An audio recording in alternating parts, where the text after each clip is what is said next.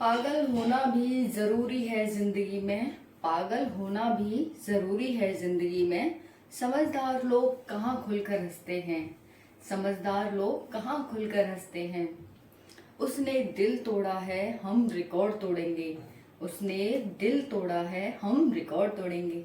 Hello friends, स्वागत है आप सभी का ज्ञान सागर यूट्यूब चैनल पर। मैं प्रियंका शर्मा आप सभी का बहुत बहुत स्वागत करती हूँ। फ्रेंड्स, जैसे कि आप सभी जानते हैं, प्यारी सी शानदार सी करंट अफेयर की क्लास आप सभी के सामने प्रेजेंट है। इसमें आपको the Hindu, PIB, Indian express का मिक्सचर मिलता है। जो निचोड़ होता है ना, वो आपको इस वीडियो में देखने को मिलता है फ्रेंड्स। ओके, मोस्ट इम्पॉर्टेंट ये सेशन है। जैसा कि आप सभी जानते हैं, डेली क्लास को लेते हैं, उन बच्चों से पूछे। मोस्ट इम्पॉर्टेंट ये सेशन है फ्रेंड्स। इससे बाहर आपके एग्जाम में करंट अफेयर नहीं पूछा जाएगा। और मैं तो ये इसे करंट अफेयर नहीं कहती, मैं तो कहती हूँ करंट अफेयर तो ये है ही, इसके साथ geography, polity, history, economy, Hindi, यहाँ तक कि और साइंस, इसमें से आपका पूरा जीके जीएस कवर होता है friends, not only current affair. ठीक है, तो मोस्ट इम्पॉर्टेंट है फ्रेंड्स, आप सभी वीडियो को पूरा देखें। अगर चैनल पर आप न्यू है तो चैनल को सब्सक्राइब कर लें, वीडियो को लाइक और शेयर जरूर करें। तो चलिए फ्रेंड्स, स्टार्ट करते हैं। कल भी मतलब डेली क्लास आती है, वो भी क्लास ले ली होगी। जिसने नहीं ली है, कल वाली परसों वाली सारी क्लासेस ले लेना, जिससे कि आप अपने लक्ष्य की ओर अग्रसित हो सकें फ्रेंड्स। ठीक है, चलिए स्टार्ट करते हैं। आप सभी जानते हैं आज 20 अप्रैल 2023 है। टुडे करंट अफेयर, जिसे हम टीसीए कहते हैं शॉर्ट में। ठीक है, टीसीए, टुडे करंट अफेयर। यहाँ पर है important for all competitive exam, सभी कॉम्पिटिटिव एग्जाम के लिए क्लास इम्पोर्टेंट है फ्रेंड्स। ओके, क्वेश्चन फर्स्ट है फ्रेंड्स, बधाई हो, भारत जनसंख्या में नंबर 1 देश बन गया है। आप सभी को बहुत बहुत बधाई, भारत जनसंख्या में नंबर 1 देश बन गया है। किसको छोड़ करके? तो ये पूछा है आपसे कि किसको पीछे छोड़ा है भारत ने। 4 ऑप्शन दे रखे हैं, मोस्ट इम्पोर्टेंट ये क्वेश्चन हो जाता है फ्रेंड्स आप सभी के लिए। ऑप्शन ए है चीन, ऑप्शन बी है यूएसए, ऑप्शन सी है पाकिस्तान, ऑप्शन डी है यूके यानी यूनाइटेड किंगडम, जिसे हम ब्रिटेन कहते हैं। ओके, तो यहाँ पर आपसे 4 ऑप्शन दे रखे हैं। भारत जनसंख्या में नंबर 1 देश बन गया है। जिसने अभी एक देश को पीछे छोड़ दिया है, उस देश का नाम आपसे पूछा है। अभी तक जिस देश को पीछे छोड़ा है वो नंबर 1 पर था। क्या नाम है उसका? उसका आंसर हो जाएगा फ्रेंड्स चाइना। ठीक है, चाइना को भारत ने पीछे छोड़ दिया है और भारत विश्व का नंबर 1 देश बन गया है जनसंख्या के अकॉर्डिंग, जनसंख्या के हिसाब से। तो देखेंगे फ्रेंड्स, भारत की जनसंख्या कितनी हो गई है। 142.86 करोड़ भारत की जनसंख्या हो गई है। वहीं पर जो चीन की जनसंख्या है वो 142.57 करोड़ है। ठीक है, तो यहाँ पर देखेंगे, जब हम इसमें से इसको सब्ट्रैक्ट करते हैं तो यहाँ पर 9 और 7 16, यहाँ पर 7 2 यानी 29 लाख समथिंग जो भारत की जनसंख्या है वो ज्यादा है। किससे? चाइना से। ठीक है, चलिए अब बात कर लेते हैं दुनिया की जनसंख्या कितनी है। तो दुनिया की जनसंख्या वर्तमान में 8 बिलियन है, 8 बिलियन। ठीक है, अब हम बात करें चीन की लाइफ एक्सपेक्टेंसी कितनी है, यानी कि लोग कितनी वर्ष तक जी रहे हैं वहां पर। तो पुरुष देखेंगे 76 वर्ष तक और महिला 80 वर्ष तक जीती हैं वहां पर। कहां पर? चीन में। पुरुष 76 वर्ष तक और महिला 80 वर्ष तक। चलिए फ्रेंड्स, अब भारत की लाइफ एक्सपेक्टेंसी देख लेते हैं। भारत में पुरुष 71 वर्ष तक जीते हैं और महिला 74 वर्ष तक, यानी महिला तो दोनों तरफ ज्यादा ही हैं, ज्यादा वर्ष तक जी रही हैं। लेकिन देखा जाए इसके अकॉर्डिंग चाइना में ज्यादा लोग जीते हैं। ठीक है, 2-4 वर्ष यहाँ पर देखो, पुरुषों में 5 वर्ष का फर्क आ रहा है और महिलाओं में यहाँ पर 6 वर्ष का फर्क आ रहा है। ठीक है, तो यहाँ पर ये ध्यान रखेंगे, आपसे पूछा जा सकता है एग्जाम में कि चाइना की लाइफ एक्सपेक्टेंसी कितनी है, पुरुषों की, महिलाओं की, दोनों में से किसी में से पूछा जा सकता है। भारत की पूछा जा सकता है फ्रेंड्स। एक और टर्म है टोटल फर्टिलिटी रेट, जिसे हम टीएफआर कहते हैं। तो पूछा जा सकता है आपसे कि चाइना में टीएफआर कितना है, चाइना का टोटल फर्टिलिटी रेट कितना है। ये होता क्या है टीएफआर? तो फ्रेंड्स, एक माँ द्वारा अपने प्रजनन काल में यानी अपने जीवन काल में कितने बच्चों को जन्म दिया गया, इसको हम टोटल फर्टिलिटी रेट कहते हैं। ठीक है, तो टोटल फर्टिलिटी रेट क्या है? एक माँ के द्वारा अपने काल में कितने बच्चों को जन्म दिया गया, इसको हम TFR कहते हैं। ये जो TFR है वो चीन में 1.2 बच्चा है, यानी कि औसतन एक माँ अपने जीवन काल में 1.2 बच्चे को जन्म देती है। अब आप कहेंगे मैम ये 0.2 बच्चा क्या होता है? तो फ्रेंड्स, औसत निकालते हैं तो पॉइंट वगैरह आ जाता है वहां पर। ठीक है, वहीं पर हम भारत की बात करें तो भारत में लगभग 2 बच्चों को एक माह जन्म देती है, इसी को टोटल फर्टिलिटी रेट कहा जाता है। अगर हम विश्व की बात करें कि विश्व में कितना है, तो विश्व में TFR कितना है फ्रेंड्स? 2.1 बच्चे हैं, 2.1 बच्चे। तो हम वर्ल्ड की बात कर लें, वर्ल्ड TFR कितना है? तो यहाँ पर आप देखेंगे, यहाँ पर हो जाएगा फ्रेंड्स, यहाँ पर TFR ऑफ द वर्ल्ड। ठीक है, यहाँ विश्व कर लेते हैं। ठीक है, तो विश्व में औसतन कितना है? 2.1 बच्चे हैं। क्लियर हो गया? तो ये इतना ध्यान रखेंगे आप। TFR क्या है? लाइफ एक्सपेक्टेंसी कितनी है भारत की और चाइना की। ठीक है, भारत की जनसंख्या कितनी हो गई है, चाइना की जनसंख्या कितनी हो गई है, और यहाँ पर टोटल विश्व की जो जनसंख्या है वो कितनी हो गई है। ओके, तो यहाँ पर ये भी आपको पता चल रहा है फ्रेंड्स कि जो विश्व की जनसंख्या है जो हमारे WHO UN के द्वारा मानी गई है, वो मानी गई है 2.1 बच्चे। अगर प्रत्येक महिला इतने बच्चों को जन्म देती है, 2.1 बच्चे को, तो हमारी जो जनसंख्या है वो इतनी सेम रहने वाली है, यानी कि कम नहीं होगी, है ना, कम नहीं होगी और बढ़ेगी नहीं, सेम रहेगी। लेकिन देख सकते हैं इससे भारत की भी कम है और चाइना की तो बहुत कम है। तो चाइना की जनसंख्या भी डिक्रीज होने वाली है और भारत की जनसंख्या भी 2050 पर तो अपने बूम पर आएगी, लेकिन फिर उसके बाद भारत की जनसंख्या कम होती जाएगी। क्लियर हो गया? इतना आप सभी को ध्यान रखना है। चलिए नेक्स्ट क्वेश्चन देख लेते हैं फ्रेंड्स। तो हमारा क्वेश्चन फर्स्ट जो पहला था वो एकदम क्लियर हो गया है, चाइना को हमने पीछे छोड़ दिया है, हम पहले नंबर पर आ गए हैं।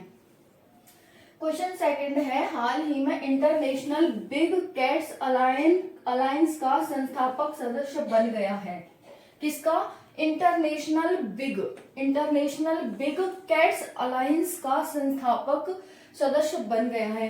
तो पहले तो आपको यही पता होना चाहिए मैम ये इंटरनेशनल बिग कैट अलायंस है क्या। ठीक है, तो चलिए आपको बताएंगे ये इंटरनेशनल बिग कैट्स अलायंस है क्या। इसे हम शॉर्ट में बोल देते हैं IBCA। तो देखते हैं पहले अपना आंसर देखते हैं ऑप्शन में से कि हमारा आंसर कौन है, कि कौन बन गया है इसका संस्थापक IBCA का, इंटरनेशनल बिग कैट्स अलायंस, जिसे हम क्या कह देते हैं? IBCA शॉर्ट में कह देते हैं। तो इसका संस्थापक है, आपको 4 ऑप्शन दे रखे हैं। Option A Bharat, option B चीन, option C Nepal, option D Bhutan. तो इसका आंसर हो जाता है फ्रेंड्स हमारा नेपाल। क्या है? C नेपाल, भारत का पड़ोसी देश। और कहते हैं ना भारत का नेपाल के साथ रोटी बेटी जैसा संबंध है। तो यहाँ पर हो जाता है ये नेपाल। चलिए अब बात कर लेते हैं। देखो फ्रेंड्स, हाल ही में प्रोजेक्ट टाइगर के 50 वर्ष पूरे होने के उपलक्ष्य में प्रोजेक्ट टाइगर कब चलाया गया था? 1973 में चलाया गया था भारत के द्वारा प्रोजेक्ट टाइगर। क्यों चलाया गया था? तो टाइगरों का बचाव करने के लिए, टाइगरों की बहुत ज्यादा कमी हो रही थी, उनके संरक्षण के लिए प्रोजेक्ट टाइगर चलाया गया था। उसको 50 वर्ष 2023 में पूरे हो गए हैं। ठीक है, तो यहाँ पर PM नरेंद्र मोदी ने, जो भारत के प्रधानमंत्री हैं नरेंद्र मोदी, उनके द्वारा पृथ्वी ग्रह को आश्रय देने वाले बाघ, शेर, तेंदुआ, हिम तेंदुआ, चीता, जगुआर और प्यूमा। तो देख सकते हैं 1 2 3 4 5 6 7।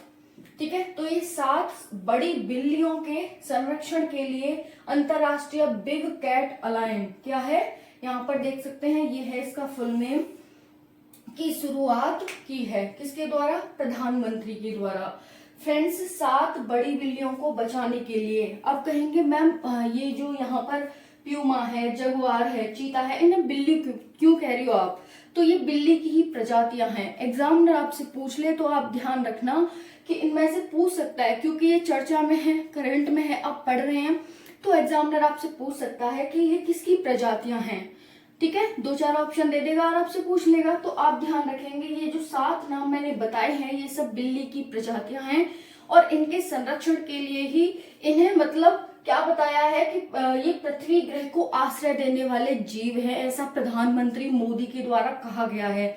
और इन्हें बचाने के लिए एक अलायंस बनाया गया है जिसका नाम अंतरराष्ट्रीय बिग कैट अलायंस है, जिसे IBCA कहते हैं। इसकी शुरुआत की गई है और इसका जो सदस्य है, संस्थापक सदस्य है, वो नेपाल को बनाया गया है। क्लियर हो गया क्वेश्चन? संस्थापक नहीं है नेपाल, संस्थापक सदस्य है, यानी संस्थापक कौन हो गया? भारत। अब जैसे देखो क्या है, सपोज दैट मैं कोई काम स्टार्ट करती हूँ, जैसे मैंने अपनी क्लास बनाना स्टार्ट किया, मैंने अपना ज्ञान सागर यूट्यूब चैनल बनाया, तो मैं संस्थापक हो गई। लेकिन जो सबसे पहले आएगा कि मैम हम आपकी वीडियो एडिट करना चाहते हैं, तो वो क्या हो जाएगा? मेरा संस्थापक सदस्य हो जाएगा कि मैंने कोई काम स्टार्ट किया लेकिन उसमें वो मेरे साथ खड़ा हुआ। क्लियर हो गया? तो इसी तरह से संस्थापक तो भारत है लेकिन संस्थापक सदस्य है कि जब इसकी स्थापना हुई तभी वो देश इसमें आकर सम्मिलित हो गया। क्लियर हो गया? तो यहाँ पर नेपाल ध्यान रखेंगे। प्रोजेक्ट टाइगर के उपलक्ष्य में ये IBCA चलाया गया है और इसमें नेपाल संस्थापक सदस्य बना है। ओके, ये 7 बड़ी बिल्लियां हैं, आप नाम ध्यान रखेंगे। IBCA की फुल फॉर्म क्या है? अंतरराष्ट्रीय बिग कैट अलायंस है और यहाँ पर इसकी शुरुआत की गई है किसके द्वारा? नरेंद्र मोदी के द्वारा। देखो फ्रेंड्स, नेपाल ने भी अपने यहाँ पर बाघों की संख्या को दुगनी कर लिया है। 2010 में इसके द्वारा एक अभियान चलाया गया था कि हम अपने यहाँ पर जो बाघ हैं उनकी संख्या को दुगना करेंगे। तो उसी के तहत इसने 2022 में इस टारगेट को अचीव कर लिया है और उसी के उपलक्ष्य में ये भारत के साथ सम्मिलित हो गया है। क्लियर हो गया? जो ये भारत ने स्टार्ट किया है फ्रेंड्स, और भी यहाँ पर देख सकते हैं, भारत की इस पहल के तहत गठबंधन के शुभारंभ के दौरान ऊर्जा मंत्री शक्ति बहादुर, एक मिनट में थोड़ा सा नीचे कर देती हूँ। हाँ, वैसे तो आपको दिखाई दे रहा है, थोड़ा सा बस नीचे कर देते हैं। देखो फ्रेंड्स, नेक्स्ट पॉइंट देख सकते हैं, भारत की इस पहल के तहत, भारत ने पहल की और संस्थापक भी है। गठबंधन के शुभारंभ के दौरान ऊर्जा मंत्री शक्ति बहादुर वशनेत, ये कौन है ऊर्जा मंत्री? नेपाल के ऊर्जा मंत्री हैं शक्ति बहादुर वशनेत। तो आप इनका नाम ध्यान रखेंगे क्योंकि आपसे पूछा जाएगा, करंट में है। ठीक है, ने भारत के वन और जलवायु परिवर्तन मंत्री, और भारत के वन और जलवायु परिवर्तन मंत्री कौन है? तो आप यहाँ पर ध्यान रखेंगे, भूपेंद्र यादव को गठबंधन के साथ नेपाल के संस्थापक सदस्य के रूप में शामिल होने का पत्र सौंपा। ओके, क्लियर हो गया?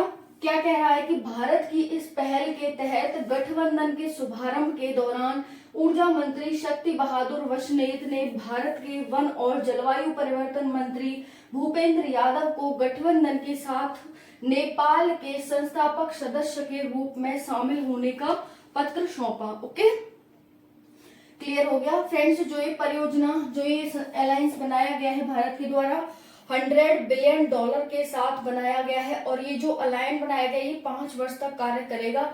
ठीक है, ये इन बिल्लियों को बचाने के लिए और इनको संरक्षण करने के लिए, जो 7 प्रकार की बिल्लियां हैं यहाँ पर, $100 बिलियन और 5 वर्ष का ये प्रोजेक्ट है। तो आपसे ये भी पूछा जा सकता है कि जो ये प्रोजेक्ट है वो 10 वर्ष के लिए है, 15 वर्ष के लिए है, 5 वर्ष के लिए है या फिर सिर्फ 2023 के लिए ही है, ऐसे पूछा जा सकता है। यहाँ पर ध्यान रखेंगे आप। ओके, यहाँ पर ये मैंने बता दिया। अब हम बात कर लेते हैं नेपाल के राष्ट्रपति कौन है। तो नेपाल के राष्ट्रपति हैं रामचंद्र पौडेल। वहीं पर PM की बात करें तो पुष्प कमल दहल प्रचंड यहाँ के क्या है? प्रधानमंत्री हैं। फ्रेंड्स, मोस्ट इंपोर्टेंट है, नेपाल की राजधानी आप जानते ही हैं, काठमांडू है और नेपाल की जो मुद्रा है वो नेपाली रुपया है। ओके, चलिए अब हम नेक्स्ट बात कर लेते हैं फ्रेंड्स। ये आप क्वेश्चन ध्यान रखेंगे जो भी हमने अभी पढ़ लिए हैं। पहला क्वेश्चन मोस्ट इंपोर्टेंट हो जाता है और सेकंड क्वेश्चन भी मोस्ट इंपोर्टेंट हो जाता है। चलिए अब नेक्स्ट बात कर लेते हैं।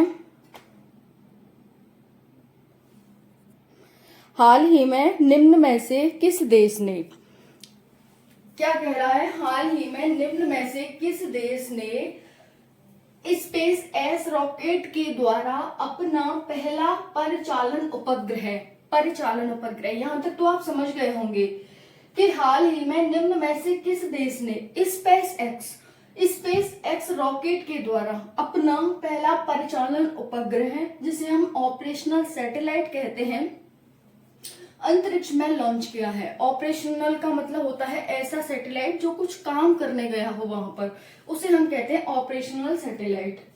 तो यहाँ पर आपसे देश का नाम पूछा है, क्वेश्चन को ध्यान से पढ़ लेंगे पहले। किस देश ने स्पेस एक्स रॉकेट के द्वारा अपना पहला परिचालन उपग्रह अंतरिक्ष में, पहला है इनका, इसलिए इंपॉर्टेंट हो जाता है। जो डेली बेसिस पे छोड़ते रहते हैं इतने इंपॉर्टेंट नहीं है, लेकिन इसने पहली बार छोड़ा है इसलिए इंपॉर्टेंट है। और ये क्या है, परिचालन उपग्रह है, यानी ऑपरेशनल सैटेलाइट है।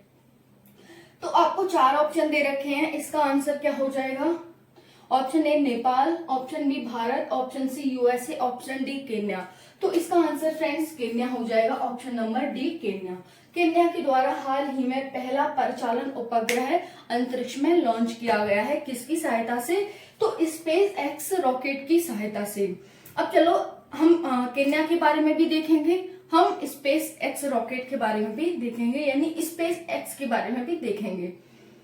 चलिए, तो आपको आंसर मिल गया, केन्या ध्यान रखेंगे। स्पेस एक्स क्या है? यूएसए की एक कंपनी है। क्या मैम ये सरकारी है? नहीं, प्राइवेट कंपनी है।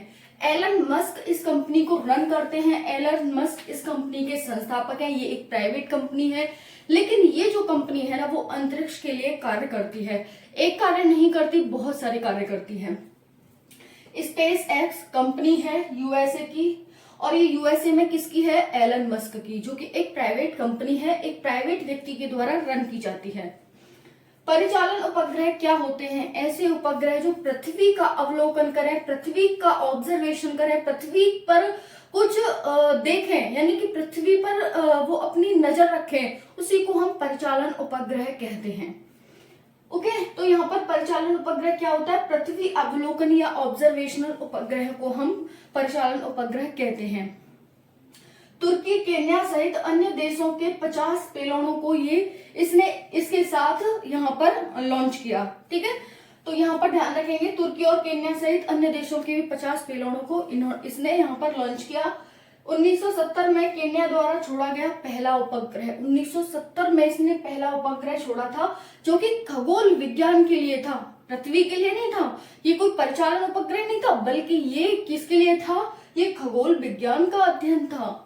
ओके, नाम क्या था उसका? ओहुरु, ये ध्यान रखेंगे, इसका नाम ध्यान रखेंगे। अगर आपसे पूछ लिया जाता है कि केन्या के द्वारा 1970 में कौन सा किसकी निगरानी के लिए, किसके लिए उपग्रह छोड़ा गया था, ध्यान रखेंगे आप, खगोल विज्ञान के लिए, और उसका नाम ओहुरु था।